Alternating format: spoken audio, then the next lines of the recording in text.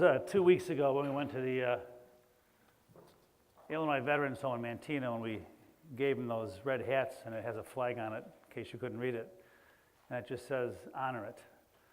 And we gave the veterans those hats, and I'm sure they get all kinds of stuff, but they looked at that in the flag and the word honor, and made them feel good, because that's what they do for us, and that's what we do for them. To be honest with you, the lessons for today are enough to make you want to look for another religion. I mean, they're tough. I'm not really sure who picks them, because my belief is that you've got to be careful, because the Bible is a complicated book, and there's so many good messages, and when you just take passages out of context and put them there, depending on how you feel when you walk in the church, they can build you up or they can tear you down. For example, in the first lesson, it says the day is coming, burning like an oven, when arrogant and evil doers are going to be stubble. And then even in the gospel lesson, which is supposed to be the good news, it says the day is going to come when not one stone is going to be left. And it's going to be nation against nation and kingdom against kingdom. You know, I don't know, and none of us know, will the world ever come to an end? Will Jesus ever return? Will there be a judgment day? I don't think about that, because to me, every day is a judgment day. Every day we're called to get up and do the best we can and to be responsible. And that's enough judgment. And my guess is each one of us, no matter how together your life might be, there are times when we feel like it's the end of the world. There are times when any one of us can kind of get depressed about what's going on around us and what's going on in our lives. And you know as well as I do that depression can be a disease. Some of you have had it. Some of your loved ones had it. And when you get depressed, you got to get help and reach out. But also, depression is a part of all of our journeys. We all have those times when we don't see the light as brightly as we'd like to. When our soul gets kind of wrinkled and our spirit gets kind of numb. And this is the time of the year when that can happen. You know, it gets dark kind of early. Fall and winter are settling in. Thanksgiving is around the corner. We know Christmas is coming. And maybe in the middle of all this, your mom's not doing well. Or maybe you're not speaking to one of your kids. Or you're battling an illness yourself. And maybe the joy of the holidays is not exactly the way you'd like it to be. And somehow, some way, you want everything to be okay. You want the spirit of Thanksgiving and Christmas to be one of joy and hope. I just think of America, America, God shed your grace on thee and every single one of us.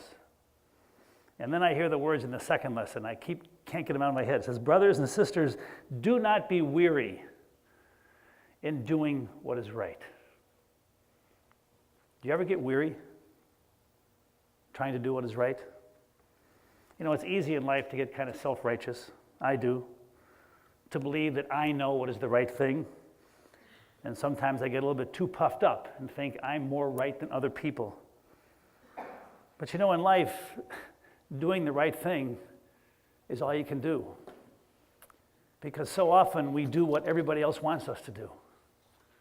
But at the end of the day, if we can look at ourselves in the mirror and say, I tried to do the right thing for myself, for my friends, for my family.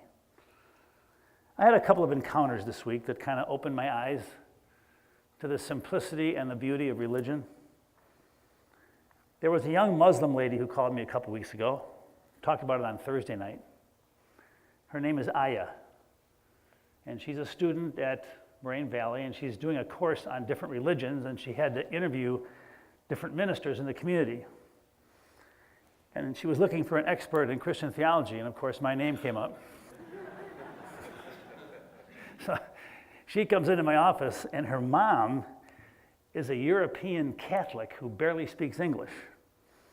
And so it was an interesting mix in dialogue.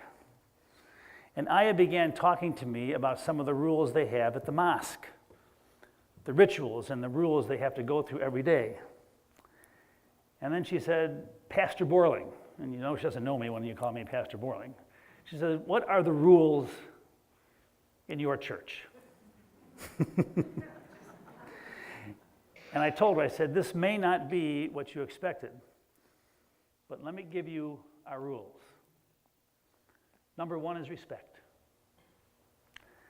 I said, number 2 is unconditional love for your brothers and sisters, even those you may not like or get along with.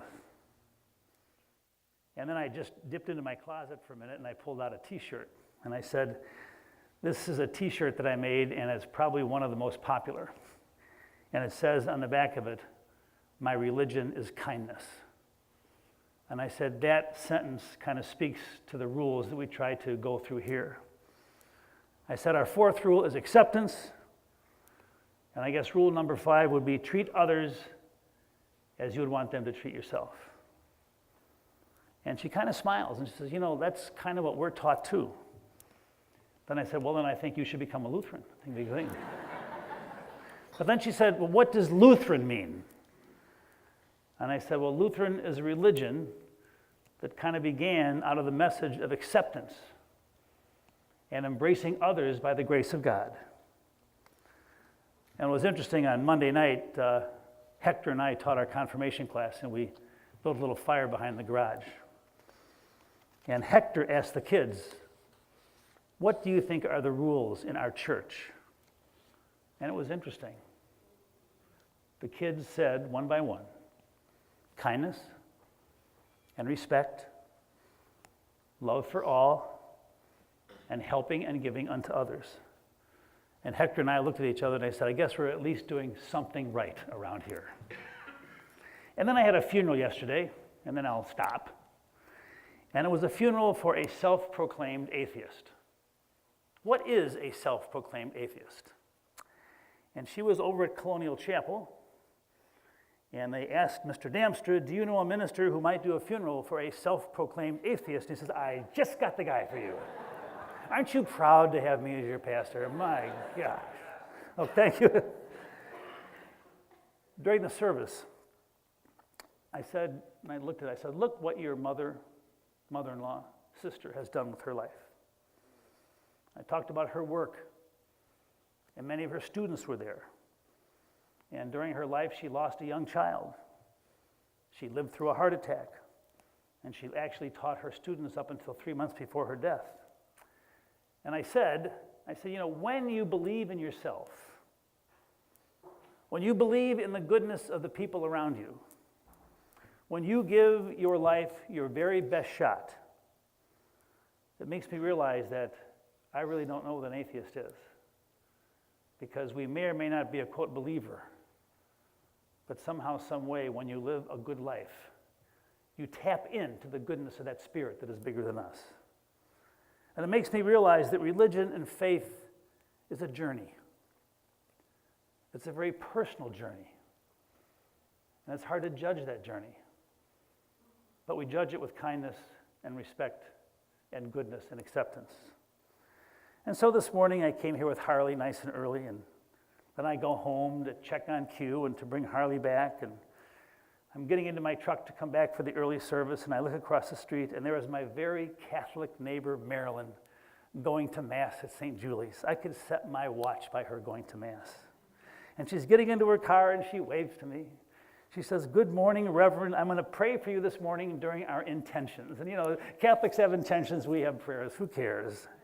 And then she always says, hey, Reverend, have a great Mass this morning. And she prays for me, and I pray for her. And I'm feeling pretty Lutheran today because I'm here having a really nice Mass with each one of you. Amen.